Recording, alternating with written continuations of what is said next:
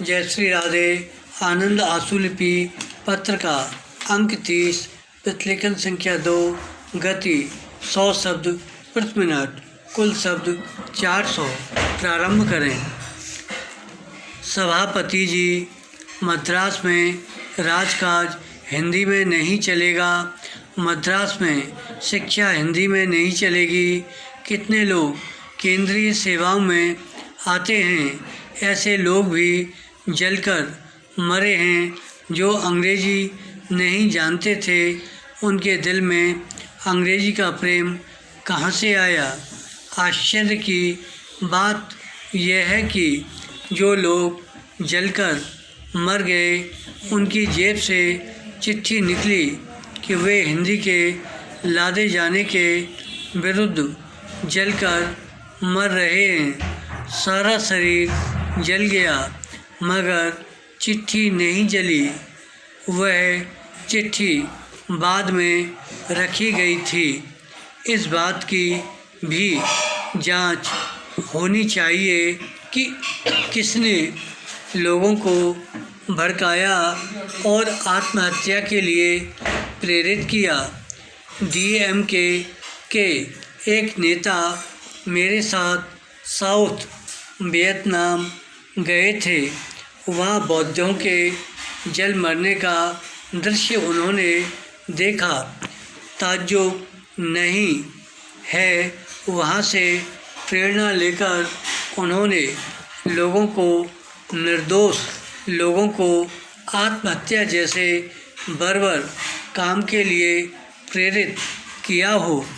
Para, हम नहीं चाहते कि हिंदी किसी प्रांतीय भाषा की जगह ले।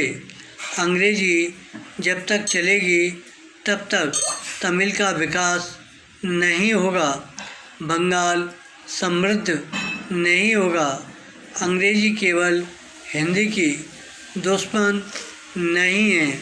अंग्रेजी हर एक भारतीय भाषा के विकास के मार्ग में, हमारी संस्कृति की उन्नति के मार्ग में रोड़ा है।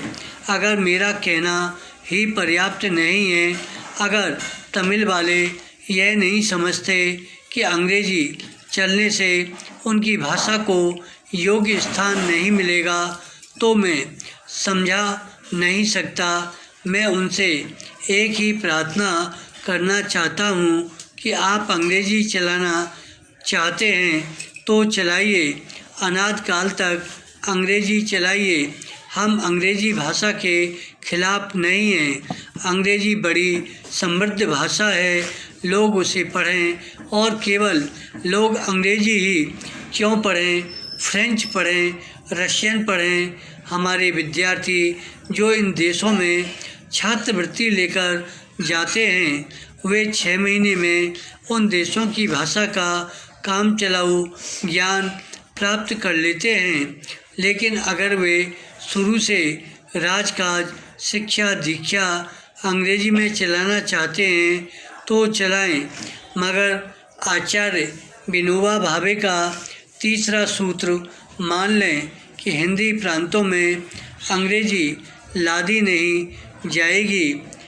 एक बात इस आंदोलन से साफ हो जानी चाहिए और मैं सरकार से कहता हूँ, जो हिंदी वाले नहीं हैं उनको संतुष्ट करने के लिए जो भी कदम उठाना हो आप उठाइए, लेकिन परमात्मा के लिए हिंदी प्रांतों पर अंग्रेजी लदी रहे, इस स्थिति को छोड़ दीजिए।